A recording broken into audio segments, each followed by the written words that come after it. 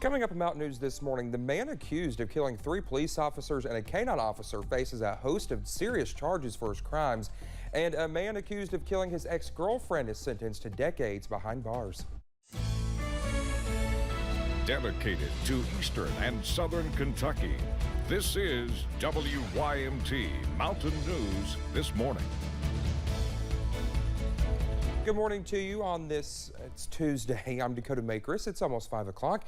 Well, let's head over to Brandon Robinson for a look at our forecast this morning. Brandon, I know it's already been a busy start to your morning this morning. I saw your email that we are under a severe weather alert day this morning. So tell us about that. Well, here's the thing. I'm not completely convinced that the storms are going to be as bad at this afternoon that the Storm Prediction Center maybe thinks that they're going to be. But we're going to stay on alert regardless.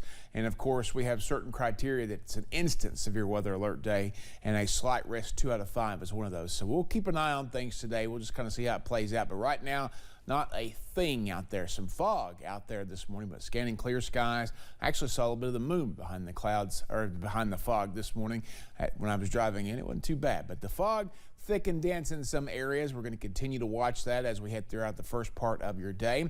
We're going to be seeing, again, down toward Harlan on the airport sensor there. The only one kind of showing anything serious, but again, some of those sheltered valleys are seeing some of that, those airport sensors, most of them in the higher elevations. Temperatures between 60 in Clintwood and 73. Let me double check. There's no more. Nope. 73 in Moorhead and Monticello this morning. So kind of a range there compared to yesterday. Dew points are still up there, although where it is cooler air temperature wise, you're not feeling it as much right now. But once that sun comes up, you'll feel it pretty quickly. Breakfast forecast as we head deeper into the day. Sunshine to start after a little bit of fog, and then we'll see those clouds gradually roll in this afternoon ahead of those chances for showers and storms. Dakota?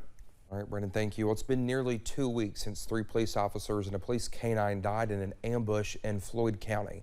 A grand jury indicted Lance Stores on Monday on 20 charges, ranging from assault to wanton endangerment and murder.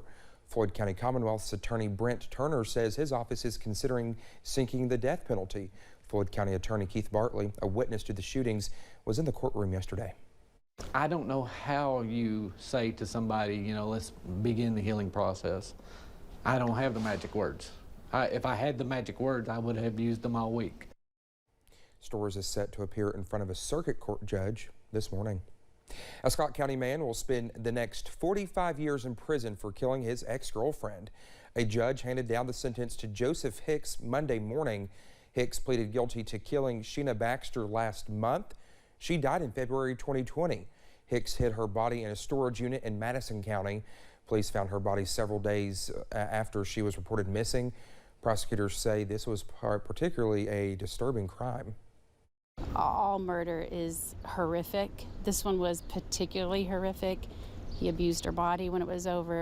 It was things that no family should have to think about or hear about. The sentence was 25 years for murder and 20 years for robbery. He had also been charged with tampering with physical evidence and possession of a handgun by a convicted felon.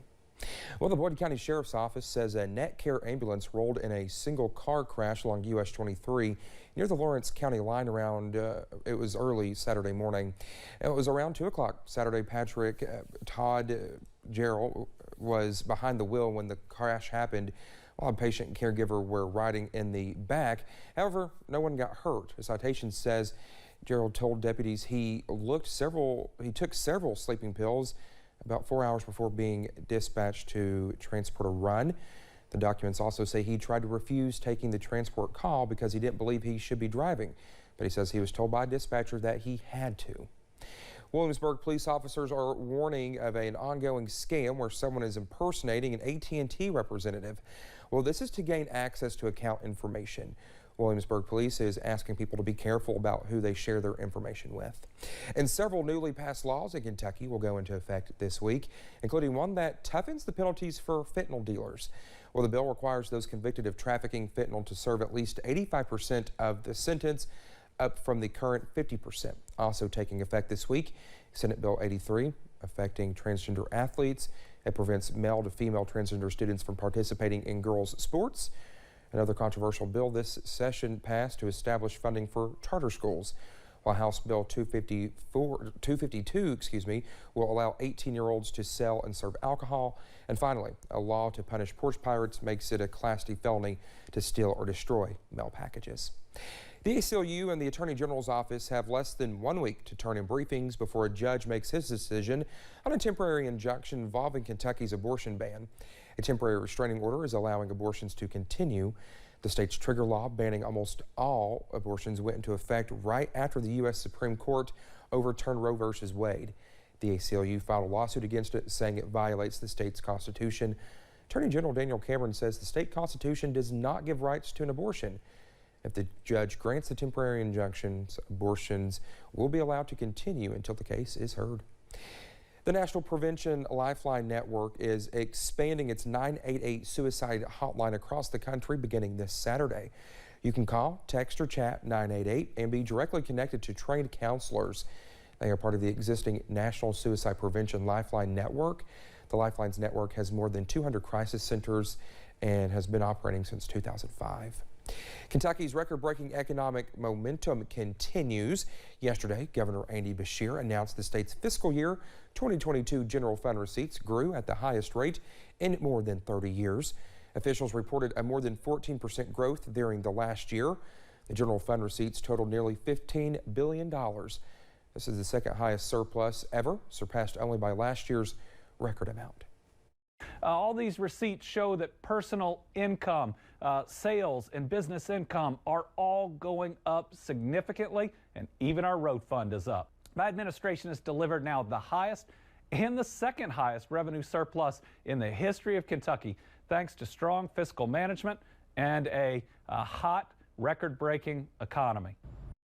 Well, the governor says they expect the state's rainy day fund to be the largest in the state's history once the books are closed.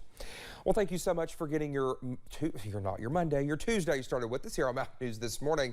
Coming up, a piece of history might be leaving the campus of one Virginia university for good. All those details in just a few minutes. It's Monday 2.0, I can tell you that. Weak disturbance will bring some chances for some showers and storms back into the forecast later today, and some of those could pack a bit of a punch. I'll track them out for you in about 3 minutes.